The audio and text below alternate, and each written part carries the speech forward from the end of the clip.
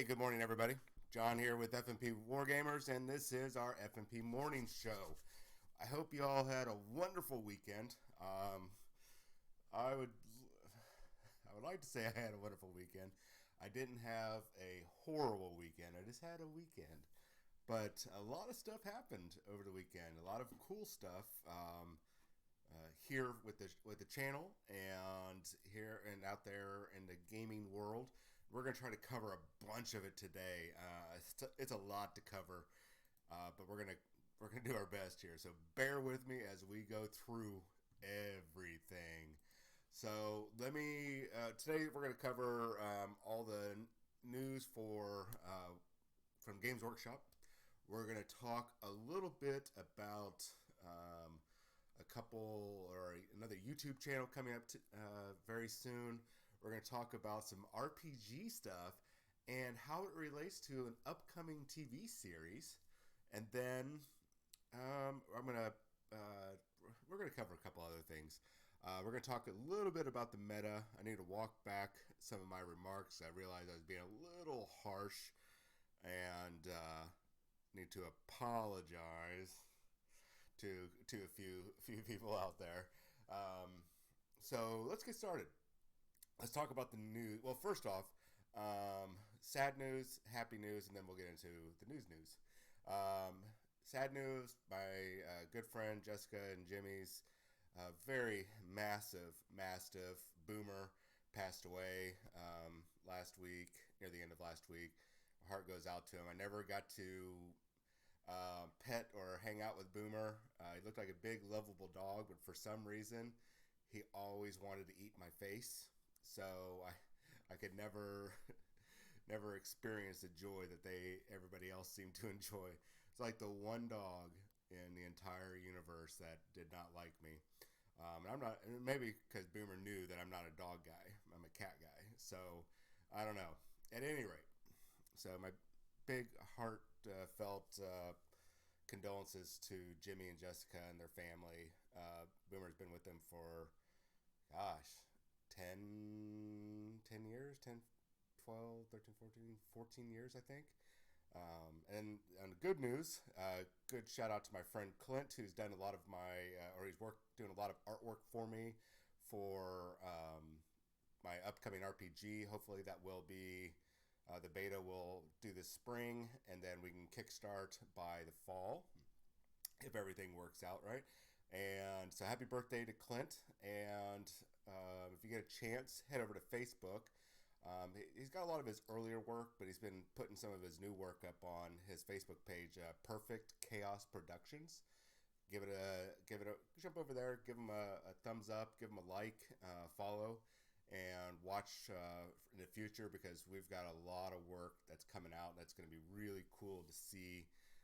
Some of the artwork he's been doing. He's been working, I would say, overtime, and really, I think I've been pushing him beyond his comfort zone with some of his with his normal style, and he's not disappointing me. So, all right, let's get on the news. So, cool things are happening. Forge World, out of nowhere, excuse me, put out this new unit of death. What are they called? I'm not sure what they're called yet. Oh, the companions, ranks of companions. Basically, bodyguard for the officers. So you're like your praetors and your praetors and consuls. Now, I do, of course, I got more praise today than I do have admonishment for these models. So bear with me. I know it's like, oh God, we got to hear John complain. Bear with me. It's gonna make sense. So these models are absolutely gorgeous. There's not a single one of these models that I am disappointed with. I am exceptionally happy with their paint jobs, which lately, especially with all the new Blood Angel models that they've put out, the painting quality has been very subpar. These ones, a lot better than, way better than those Blood Angel models, and they're exceptionally well done. I'm very, very happy with what whoever the painter is for these models. I really like there's some classic looks to these models from the old some of the older I guess older 40K models with the like the gentleman here in the center with the head plume and everything. There's a lots of aesthetics to some older those static posed captains that came out in the late 90s, I believe it was. So besides the fact that you guys are badass, they can have these tyrannic great swords, or they could have these cabal. What are they called? Sorry, Calibanite warblades, a smaller one-handed weapon, and alongside that they can wield the Scythian pattern Aegis, which is basically it's a weaker storm shield. What's cool about these rules is that it sounds like, and they don't go into too much depth, but it sounds like these shields can be linked up, very similar to there's a tactic that one of the rites of war that the Imperial Fist can have, where they get everybody with boarding shields or storm shields can link up, and it gives them a boost to their saving throw, I believe, and their toughness. And it looks like they can do this, especially if you have a mixed squad, and link up and provide an invulnerable save to the rest of the squad that you're in, or that's in that squad. And it'll also provide an initiative penalty to the enemy combatants. So, hey, good morning, Texas Wargamer. So you might be wondering, John, what's your complaint? Well, this is a minor complaint, and it's really maybe even a little childish, or maybe being cranky old man. They talk about the honor. My audio is barely picking up. What about now? Oh man, this is embarrassing. It is barely picking up. What the heck? Thank you, Texas Wargamer. I don't know. Let me check one thing. Let me check something.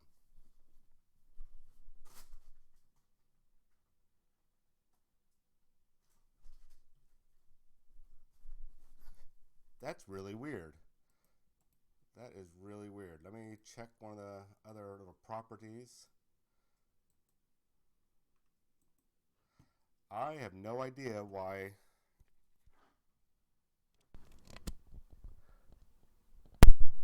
How about now? I think I got it now. That might be a little bit better. I'm sorry, ladies and gentlemen. Hopefully that's better. Okay. Apparently, one of the switches on the back of the mic got switched off. Might have been when I dropped the microphone yesterday morning. All right. Sorry about all that. At any rate, so my one slight bone of contention, if you will, is this bone white color that they've got on here. They've moved away from the original story from, man, I want to say late 80s, early 90s, that the Deathwing had. And I understand why, because now they're more of a knightly order.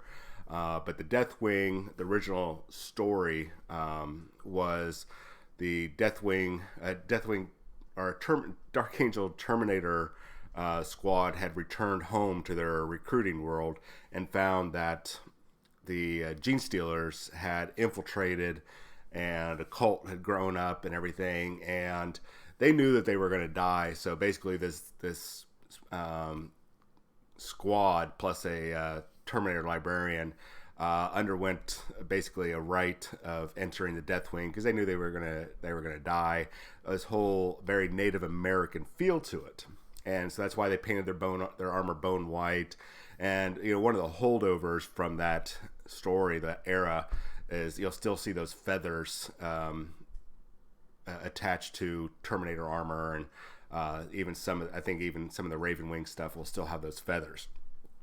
That's my only bone of contention, is that they pretty much kind of spat in the eye of that original story. But I understand they've kind of just like most of the stories with the Horus Heresy, those early stories of even the Space Marine chapters, they've had to remold and reshape everything to made sense, because back in the day they came up with a bunch of stuff, threw it up against the wall just to make it sound cool, and over the decades they've reshaped how the original legions came into being, who the first Space Marine companies were or chapters were, all that kind of jazz. So I get it. It's just, like I said, it's a minor bone of contention. I am very happy with what the Dark Angels are now. I just have an emotional attachment because I really enjoyed that short story where the Deathwing were like Native Americans, and I mean, in essence, Native Americans, and how they were very saddened by the laws, and they had to they were marching to their deaths, which, if I remember correctly, everybody died. All right, so let's keep going. So a cool thing here, I think some people might jump on this, and I understand why they will. New short story. Next week we should, I mean, it's possible this week, but it'll probably be next week. We're going to start seeing the stuff for the Saga of the Beast pop up this week. We're going to be seeing updates about the Lizardmen, so just bear with us. Anyways, this short story, when you get a chance to read it, it's actually pretty cool. I don't even know if this is a short story. It's more like a teaser or something. I'm not sure if this could be called a short story, but we're just going to call it a short story. Essentially, what is going on is it's talking about a space wolf who's seconded to the Death Watch, and about how he wants to go fight alongside his brothers. And it keeps talking about a big bull-like beast, which we know to be Ghazghkull, and talks about a dark or a thick or a black wolf that's hunting him and all that kind of stuff, which is Ragnar Blackmane. So this is like our second or third now confirmation about Blackmane being involved in Psychic Awakening. Was that 6 now with Saga of the Beast? So that's cool. We're getting a little bit more confirmation. We still don't have 100%, but the way that they're keeping so silent about that upcoming book and any other releases, and they're doing a lot of the almost like a shell game, like, hey, look over here, look over here, look over here. Oh, by the way, here's Ragnar Blackmane. I really do feel like we're going to get 2 models with this release, maybe even more. We might even see a box set. It's very possible we could see a box set. I know we've had 2 box sets. I think Tooth and Claw, and then there was another one when the Dragon Eye guy got his box set for a dual box set. That one was Orcs versus Space Wolves, and the other one was Gene Stealer Cults versus Space Wolves. It's very possible we could see another box set, and we could get Ragnar and Space Wolves versus Ghazghkull and some new Orc models. I don't know. It's possible. I doubt it. But anyways, a little bit more confirmation. Now, some people are going to cling to this story. They're going to be like, oh, Death Watch are going to be in the book. First read the story. And there's still, with these stories, there's no indication that what happens in the stories is being translated over into the into the upcoming book. We saw that with Blood of the Phoenix, and we saw that with the last one, The Greater Good. You know, people thought, oh well, there was a short story about Death Guard against Tau, so the Death Guard are going to be in the book. Well, no, they're not. And you know, then there was the Harlequins in the first one. Well, the Harlequins didn't show up, even though there's a Harlequin that's kind of in the background of the entire Psychic Awakening story. I can't remember her name, but they didn't show up in there. And there's nothing saying the Death Watch will show up in this book. It's definitely possible, but we still have. I still think it's going to be Sisters of Battle, Death Watch, and what do you call it? Necrons, all in one book. Death Guard and Custos with the Sisters of Silence, the Talons of the Talons of the Emperor. I think that's what we're going to be seeing. Yeah, one big giant game of fetch the ball. Space Wolves versus Space Wolves. Yay! So anyways, give the story a look over. Don't worry, we're still getting there, ladies and gentlemen. I am going to talk about the meta here, but I want to cover the Age of Sigmar first, and then we're gonna jump in. There's one little theory that I found kind of interesting, and I'm hoping it is not true. I'm going to check my date here. Yeah. So 26, and this is the Spanner. What's it called? The Spanners. It's a little webcomic that they've been putting out. I'm not sure how many issues we've got right now. Oh, this is issue 5 now. And I think they've actually, is issue 5 of season 2. So why is this significant to anything I'm talking about? Well, with Saga of the Beast coming out this month, this could be just very well hidden, a hidden little gem. It says Days to Waw, 26. Well, 26, we were looking at mid to late March for the book to be released, and in 26 days from today would be Saturday the 28th of March.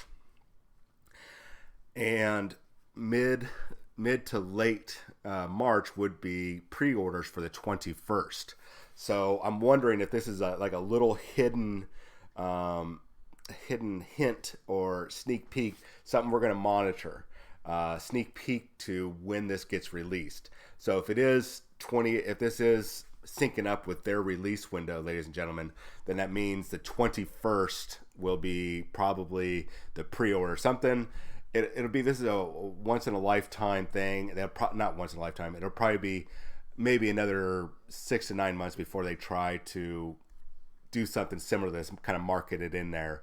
It's a very clever, it's very well hidden. Most people wouldn't even bat at an eye, and I just kind of started doing the math today with it. So we'll see if that happens. So let's talk about Lizardmen. So I'm not going to play the video. I'll let you guys play the videos at your own leisure. And you guys can sit there and watch it. So not a lot is coming, but Seraphon is the Lizardmen. They were the last of the original codexes that needed a new battle tome, or not codexes, battle tome. Needed a new one for this edition, and they finally have it. So we still don't know a lot about it, and we're going to be talking about it this week because that's what they're going to be talking about. So what's kind of cool about the release is there's only one new model. So if you've sat there and built up your Lizardman army, or it's been collecting dust, whatever, and they're still one of the strongest armies in Age of Sigmar, from my understanding. There's no new models except for a new scenery piece, but this new scenery piece is kind of cool, and it sounds like, and we'll get a little bit more details this week, sounds like it's going to have some really interesting effects that can take place on the battlefield to really mess with your opponent. For those of you not aware, in Age of Sigmar, you can purchase, they don't have to worry about like detachments, like, oh, well, I've got to take a special detachment for my terrain pieces. No, you can actually take the terrain piece in your regular battle scroll or war scrolls and everything like that whenever you're building your army, and it doesn't take up a slot or anything. And so I think that has worked so well for Age of Sigmar. For the dynamic of the game and financially, because they just sell out of those little terrain pieces, and you see them pop up frequently. And Games Workshop loves their terrain pieces. So if you notice that that Battle Shrine is coming out for the Battle Sanctum is coming out for Sisters of Battle, that could be a solid indication that this new edition will have a rework of their detachments to where you can include a fortification in a higher end detachment, like a battalion or a brigade.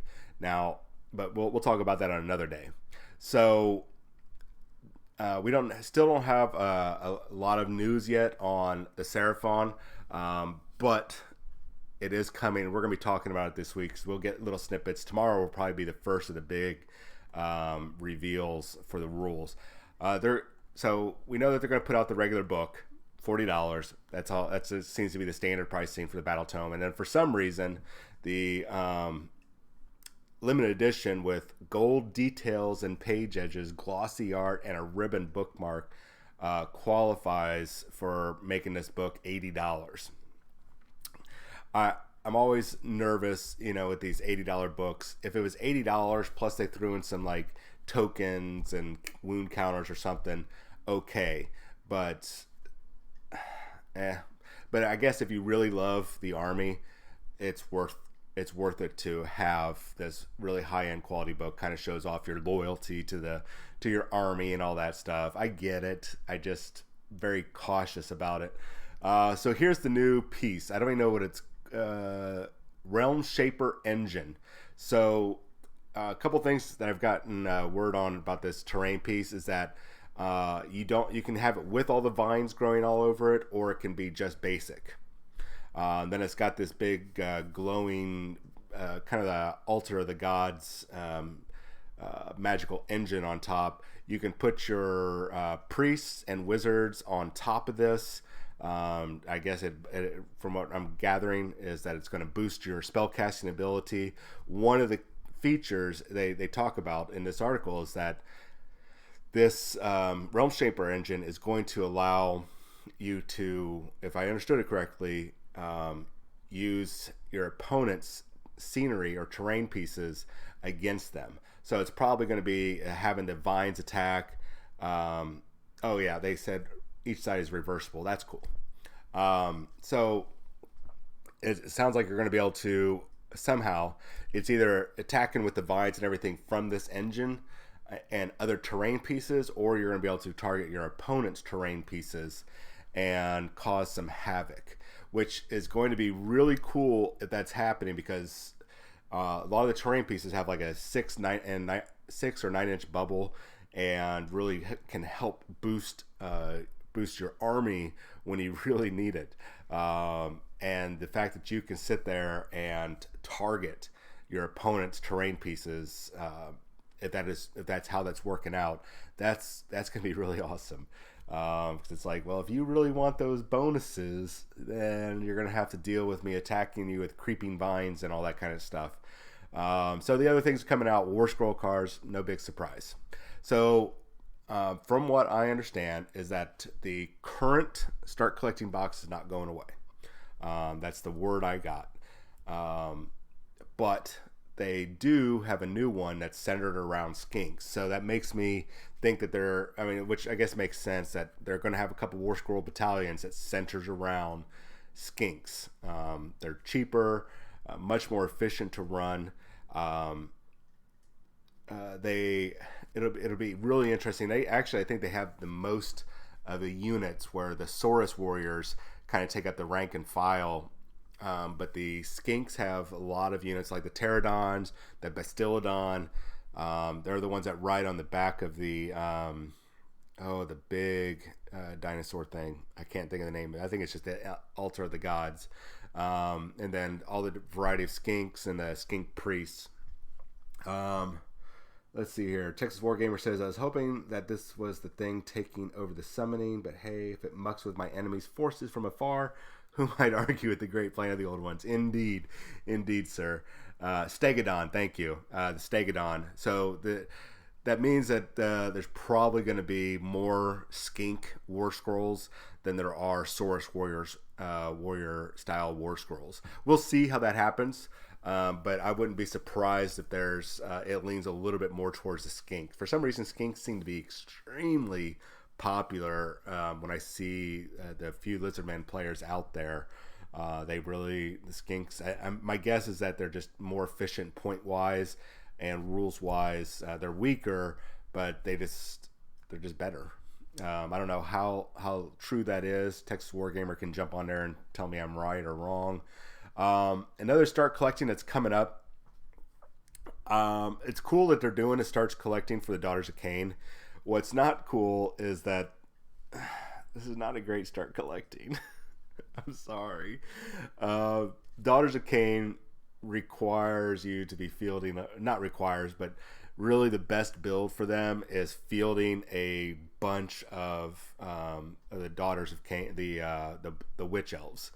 And here they're giving you some of the Medusae and the altar of blood or whatever it's called, and then a couple characters. And those characters that they've got there in the front, the priestesses, they actually come with that box set. Now, mind you, that's a good box set because you're getting 2 priestesses, right? You're getting a squad of 5 of the Medusa. You get that Avatar of Cain, which is kind of costly. And on top of that altar of blood, there's also a greater Medusa. What I cannot remember what their names are, and I apologize. That's another creature that you can take. I don't remember if it's a character or a hero or not. But, I mean, so that box is chock full of useful units. But for, you know, an army where you need lots of witch elves, it's like, come on, man. You could have pulled those Medusa out and put in witch elves. That people would have probably bought into it a little bit more.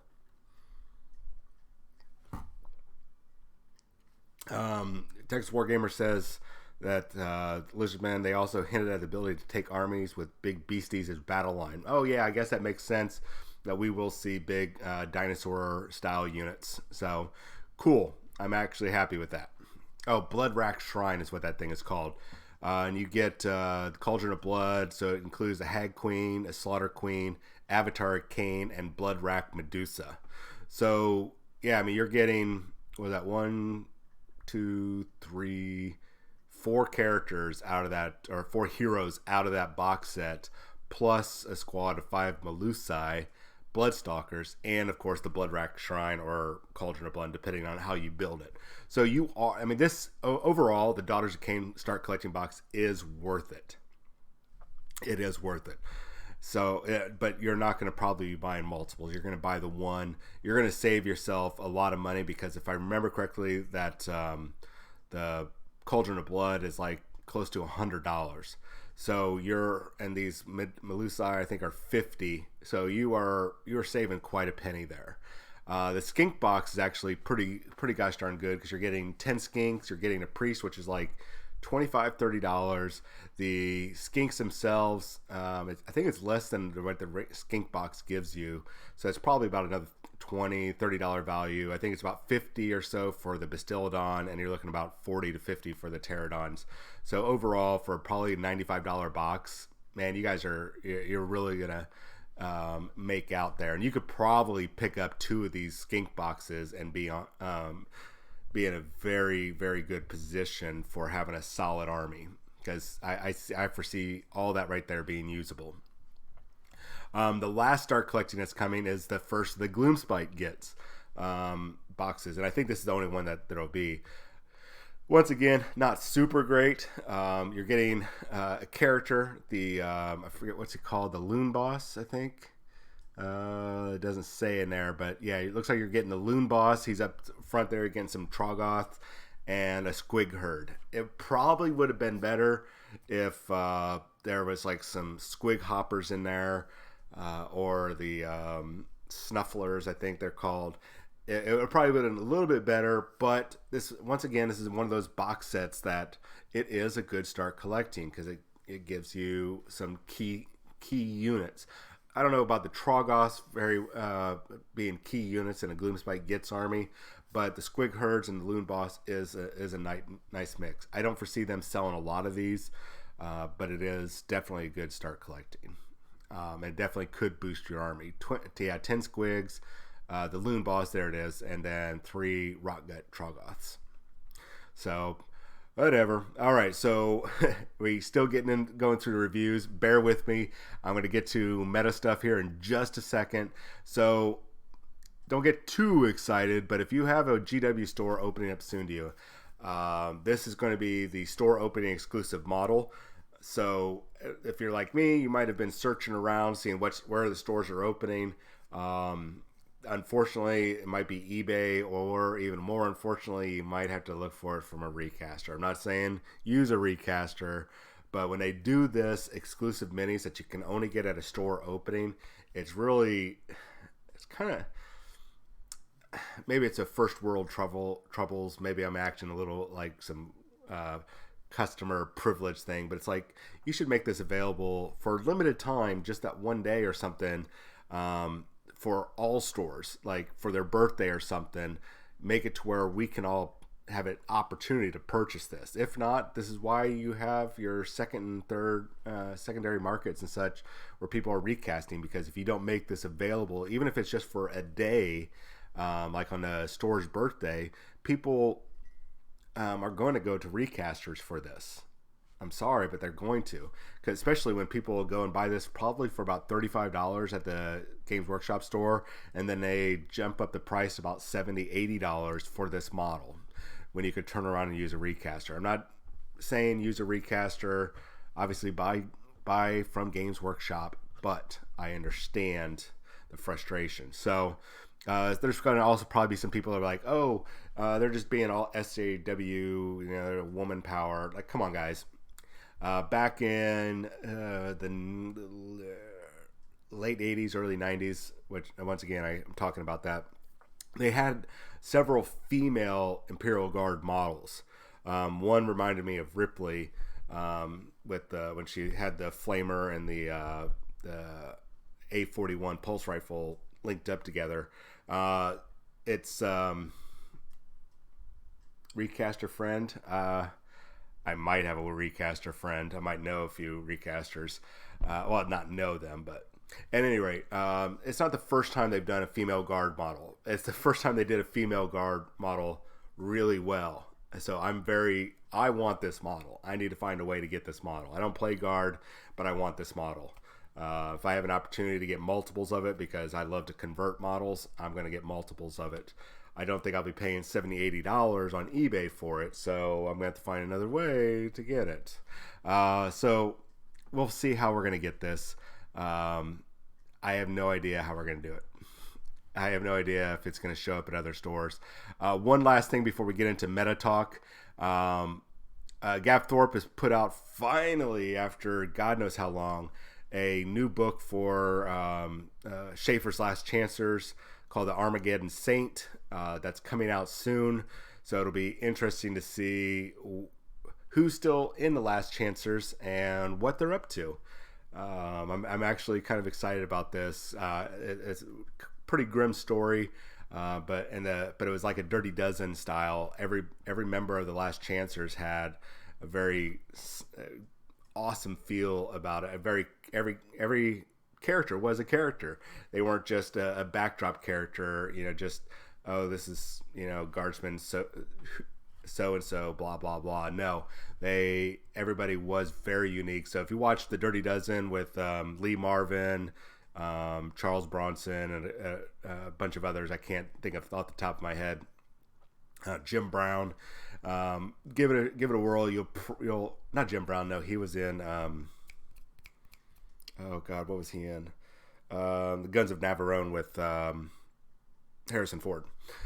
Anyways, so give it a whirl. You won't be disappointed, and it might give us an indication of what's coming for Armageddon and the orcs and everything. So the only thing that'll be crazy, Gav Thorpe tends to do a lot of headshots. So some of his old books do a lot of headshots. At any rate, yeah, I would give it a whirl. You'll like it. And if you haven't watched the Dirty Dozen, the original with Lee Marvin and Charles Bronson and all them, give it it's a fun movie to watch, and it's really cool. I like it. All right, let's get on to some meta stuff. I've already talked about meta stuff already with you guys. I was a little harsh, and some people would say I was justified in my harshness to the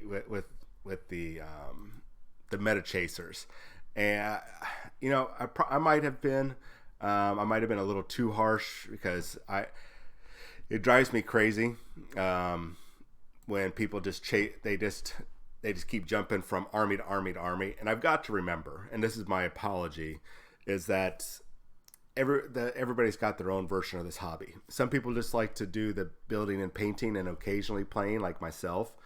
Other people like to they don't even want to play. They just want to do nothing but the hobby. Other people just like casual play. Other people like tournament play. So I have to acknowledge and respect the individuals that are in this for the competition, because that is their hobby. And me kind of making fun of them, even though the memes have been absolutely great, I do need to walk back the vitriol about a little bit, because I've been kind of a dick about take that, meta chasers. But also on the flip side, I do have to say I am defending them, because the even though there were nerfs, they were not as bad as a lot of people expected them to be or wanted them to be. So the really good, really smart players have stuck with it. The people that are pursuing the next easy meta build, because perhaps they don't have that tactical mindset or the strategic ingenuity that some players have. I mean, that happens. So that's why these meta builds, if you will, these meta lists are very helpful for the people that it doesn't 100% sync up with. Like myself, it doesn't necessarily sync up with 100%. So I can understand, and I acknowledge that there's a reason, and it's their hobby, and they're pursuing that version of their hobby. But kudos to the people that stick with the army, that even despite the nerfs, like a friend of mine, Mike Delta, played Yanari through every nerf, and then put up with it through all the crazy yelling and screaming at how OP they are, blah, blah, blah, blah, blah. He went through it for about 2 years until they got their final nerf. So that just pretty much ruined them. So I full credit to him that he sat through all that criticism, all those nerfs, and stuck with his army until it got to a point where it was unviable in playing. Hobby and hot chicks indeed. So the people that are going to be sticking with Iron Hands and Imperial Fist and Raven Guard, kudos, because you guys are going to find your workaround. I mean, it was a devastating blow, but it wasn't game breaking. You still have extremely viable armies, as we saw over the weekend. Like 3 or 4 GTs happened over the weekend, and people in the Iron Hands and Imperial Fist list were still on top. Hobbies and hot chicks. Yeah, I would go to a store with that brand name on it. So these changes, people are already finding the workaround. I saw one list where the guy used, as I was talking about, at the Raven Guard, the Master of Ambush, they turned around and used a squad of aggressors and with flamers. Not to super great effect, mind you, but still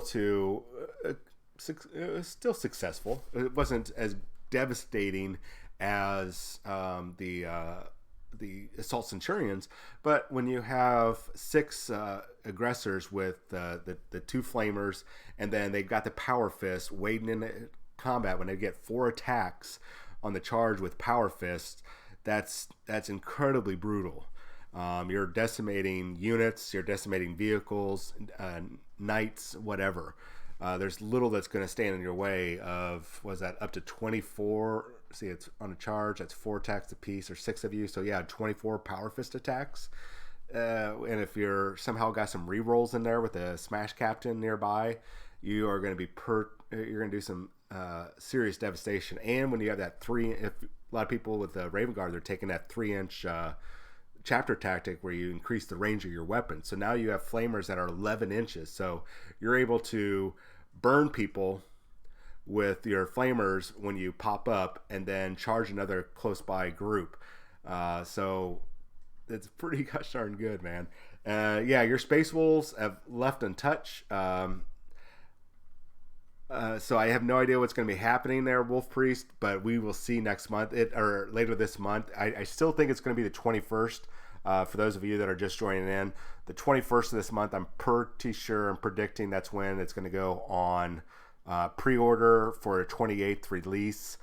If that little webcomic is right, and that it is 26 days until the Great War, then that would be released on the 28th. So watch for that. So the rest of this week will be Lizardmen reviews. So at any rate, that's I'm still my apologies for harping on the meta players, meta chasers, if you will, the tournament player. Like I said before, the tournament players largely are a great group of people. There's always that tiny percentage, and that's one thing I won't walk back, is there's that tiny percentage that just ruin it for everybody, including their fellow tournament players or hobbyists, whatever. So, but for you tournament players, that this is your hobby, this is what you get into. I apologize for knocking both sides of the fence. So that's I'm not going to dwell on it much longer. Okay, so let's get into a couple other things. Duncan Rhodes left Games Workshop in late 2019. Lots of sadness. Everybody was sad. Then some stuff started popping up, and just announced a couple days ago, or 4 days ago, we're not going to play the videos because of the whole mic issue, but he's got the Duncan Rhodes Painting Academy coming on YouTube in the very, very near future. So what is really cool about this is that it's going, from what it looks like, it's not going to cost us anything. Now, I imagine he might have a special subscription service through Patreon that you'll be able to get access to some very specific videos. I'm hoping so, because that's how he can actually make some money off his name. Now, the guy has done a great job at Games Workshop of developing a brand name off of his videos, his name, everything. So I think he's going to be very successful here. Wolf Priest, they didn't let him, I don't know if they let him go. I think he actually quit his job and moved on from there to doing his own thing. I don't know exactly all the details, and he hasn't been forthcoming about it, but from what I understand, he wasn't fired or anything. He actually, it sounds like he quit, and he's branched out on his own, because there's a lot of people out there, a lot of groups like Cult of Paint, and I can't think of this other one off the top of my head, but they do fantastic videos. They got a great painting service. They teach they fly around the country or other countries teaching painting classes, and they get paid to do this. And you're looking at going to Atomic Hobby Shop's got one coming up in June, where it's like $275 for the 2-day course, but you're getting taught by master painters, and it's not just like, hey, do what I do. No, they walk step by step with you, like when the Cult of Paint was here. So if he's going to capitalize on his name brand, then he's going to do quite well. So yeah, they must not have paid him well, or maybe he just thought he could get out on his own. I really don't know what's happening with him.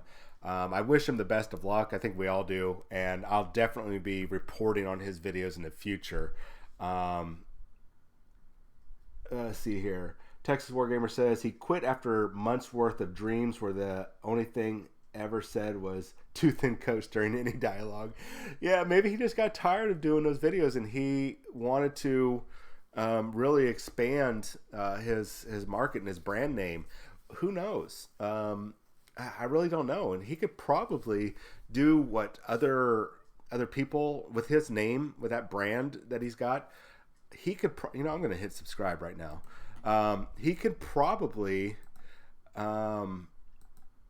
make a lot of money by making very cheap introductory Patreon levels, everything, because he could undercut other painting places out there, other painting websites and everything, just because of his name brand, and people are going to flock to them. And he could go, well, hey, here's your base, the everyman level. Here's your expert level. Here's your master level of Patreon support, and it's probably going to be very inexpensive when you get 21,000 followers, and let's say even half of that, or even a fourth of it, 5,000 followers. Let's say 5,000 followers a month at $5 a month. What is that? 5,000 is $25,000 that he could be making every month off of a $5 subscription, even if he took a quarter of those people. So he's positioned quite well. We're going to be following that as we go further on. All right. Real quick, I'm gonna briefly talk about Soulbound. Soulbound is the RPG coming out from Cubicle 7. This is going to be an interesting one. I'm going to tell you because it's following the Age of Sigmar, and it's got a very unique dice system. More on that in the future. I'm still trying to get my hands on a beta copy, but what is of interesting news is that they have finally put where the setting is taking place. It is still during the Age of Sigmar. It is still in the different realms. The realm wars are going on, but this is taking place in what they call the Great Parch. And I think I've got a bigger image here. There we go. Now they didn't do a high quality map, so on their webpage, so I can't get too well zoomed in. But the Great Parch has connections to Khorne or Chaos, the Great Bray Herd, so for Beasts of Chaos, Fire Slayers, and Stormcast Eternals, and a couple others. And some of the key places that you guys might recognize if you played any of the Warhammer Quest games like Hammerhall. Hammerhall is here in the center of the map. Everything's going to be taking place over here in Brightspear on the far west side of the Great Parch, the northwestern part of Asperia on the Ocean of Swords, and that's where the setting is going to be taking place. It's one of the new cities of Sigmar, but as you can see, this opens up a plethora of places for your adventuring party to go travel to. Good places, bad places, classic Warhammer places, locations that you are familiar with from the different stories. So they didn't just kind of shirk this. They actually put a lot of time and effort into laying out this world. So that's going to be coming sometime this late spring. I think June is when they're saying that it's coming out. So more on that in the future. I've not been covering it lately, and I apologize for that. Something I'm going to pull up here, so bear with me as I'm typing away here. If you get a chance, head over to YouTube, and I'm not going to play it because it'll it's gonna the whole volume thing is all messed up. A few years ago, Free League or Fria. I'm not very good with Swedish, but Freya Ligan. Basically, it stands for, or English translation is Free League Publishing. Came out with a game based on this artist Simon Stålenhag, about kind of like 1980s Swedish suburbia mixed in with some sci-fi and such. Kind of real Stranger Things vibe, but instead of the sci-fi horror, it's more of a sci-fi, mainly just blended sci-fi. Excuse me. Now this takes place in, I think, Sweden or Norway, but they do have a link. If you do play the RPG, if you wanted to play it in the U.S., I think it's Boulder City, Nevada, and that might be just a fictional town. That's where that takes place. Anyways, in this game, you play as teenagers in the late 80s. Oh, it's right there. Late 80s. Solving mysteries connected to the loop. Choose between character types such as the bookworm, the troublemaker, the popular kid, and the weirdo. And I think there's two others they didn't mention there. And essentially, it's like playing in Stranger Things. I mean, you're playing the kids, which is already a departure from a lot of the games where you're playing these heroic men and women or aliens or supernatural creatures. This one, you're playing kids, trying to deal with the day-to-day stuff like school and being around your family and parents, but also combating all the weird stuff that's going on, battling creatures that come from the loop, dealing with all the powers and robots and all the strange machines and everything like that. Well, as I say here, haunt the countryside after the loop was built. So it's actually a really solid game. I've given a couple read-throughs. It's got a unique dice mechanic. We're going to cover it more. Now you might be going, John, why are you talking about an RPG? Well, first off, I'm going to be covering more RPGs starting this week. Actually, we're going to continue talking about Tales from the Loop later today, or later this week, about the RPG itself. And a couple other RPGs, City of Mist, Ultra Modern, 5E. That's a big one I'm going to be covering. So I'm going to be covering these games, but the reason why I'm bringing this up is that totally out of nowhere, mind you, this game was so good. I mean, it won 5 golden Ennies, which is kind of like it's like getting a Pulitzer or an Academy Award for RPGs. I mean, they won 5 Ennies. I think they won 3 Golden Geek Awards, which is kind of a smaller geek thing, but or a smaller award system. But this was so wildly popular with fans that it was overwhelmingly outvoted. It got outvoted over other RPGs when it came out.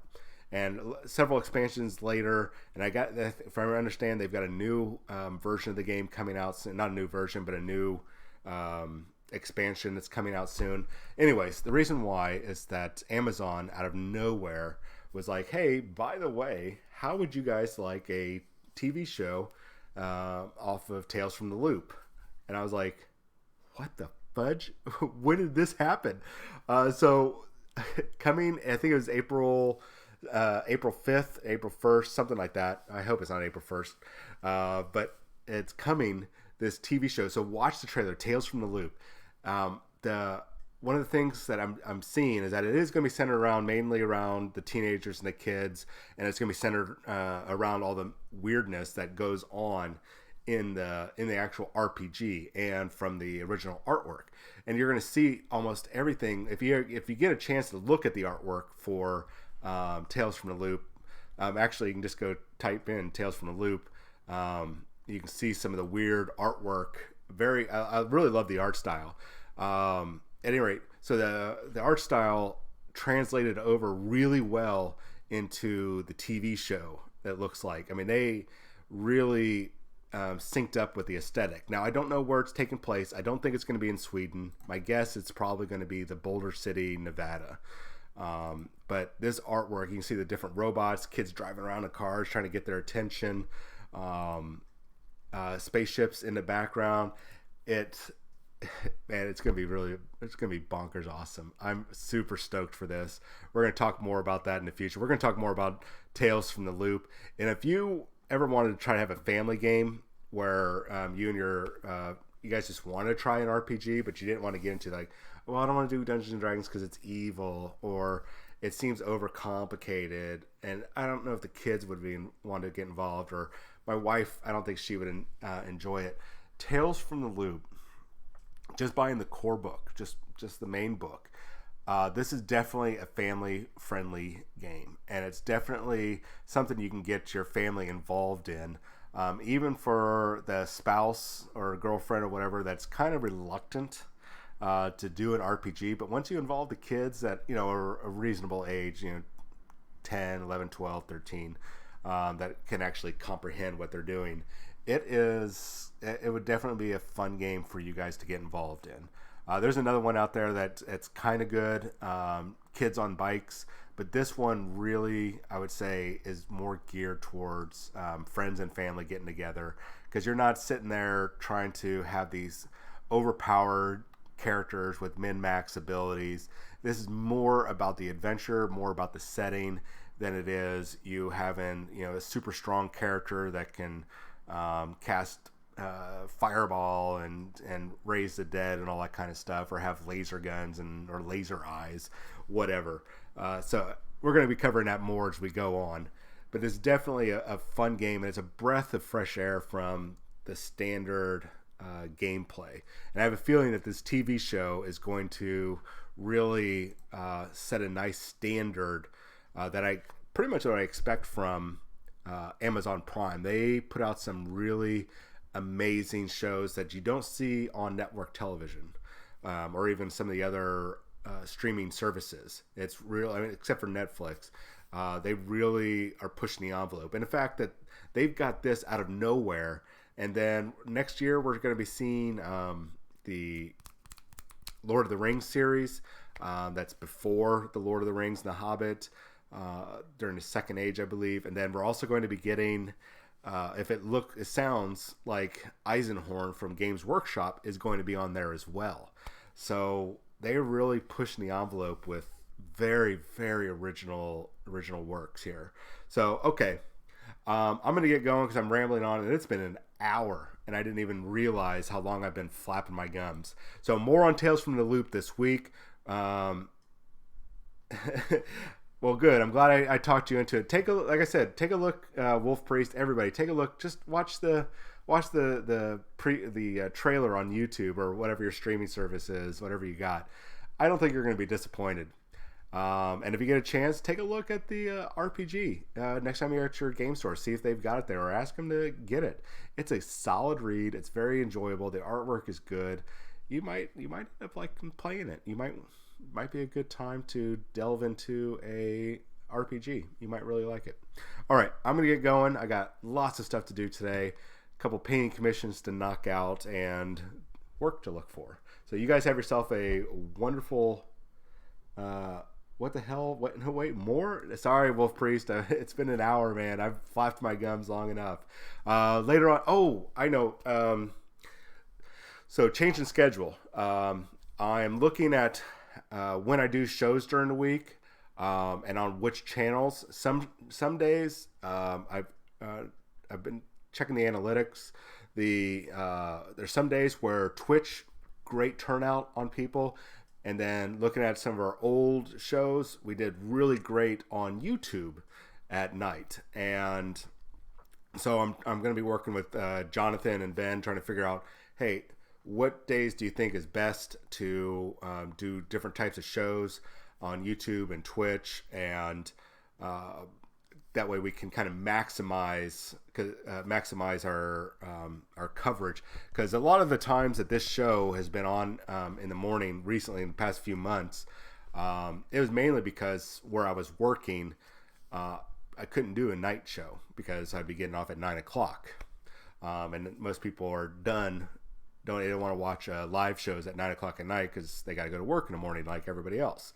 So I turned around and started doing the morning shows. So now that I'm not doing that, or hopefully whatever job I get in the near future, I'll be having an evening. I'll be able to do the evening shows again.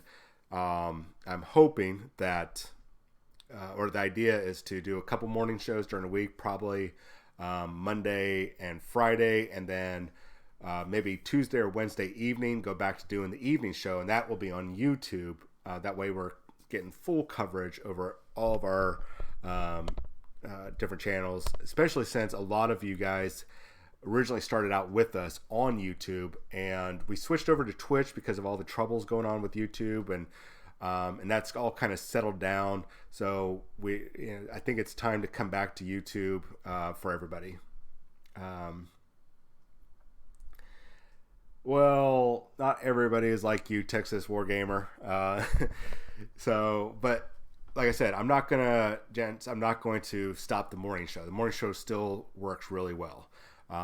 So probably Monday and Fridays morning show, probably Tuesday or Wednesday evening will be an evening show, and that'll be on our YouTube channel, just to get back to our roots, so to speak, and hit the night crowd. A lot of people that work early in the morning and can't watch the show for whatever reason. So that's the plan. Watch for that. I might even try that this week. I'll put an announcement on our Facebook page. Once again, though, shout out to my friend Clint. Happy birthday. Shout out to, or not a shout out, but condolences to Jimmy and Jessica for the loss of their family pet, Boomer. And I'll probably have to take some cheesecake over for some consoling for her. So yeah, that's probably what I'll be doing today. Anyways, and a painter. I'm not sure what you mean, Wolf Priest. But, oh, yeah, okay, I gotcha. So anyways, you guys have yourself a wonderful day. I'm just kind of rambling now. It's been just a crazy weekend and day and everything. More to come this week, and you guys have yourself a wonderful day. It's Monday. I know it sucks, but you don't have to let it be that way. You can start your week off. You can start your Monday off, as I'm always saying. Start it off right. Be happy. Be excited. That's a brand new week. You get to make more money to go do the things that you like to do. More money so you can focus on your hobby. And I mean, it's just another great day to be alive. We should be thankful for that. So, yeah, kick Monday in the nards. Kick. I got a case of the Monday in the nards. That's what I would say. Kick it in. I'm going to go. You guys have yourself a wonderful day. I'll talk to you either tomorrow night or Wednesday night. We'll see about doing that show this week. Anyways, have yourself a good day.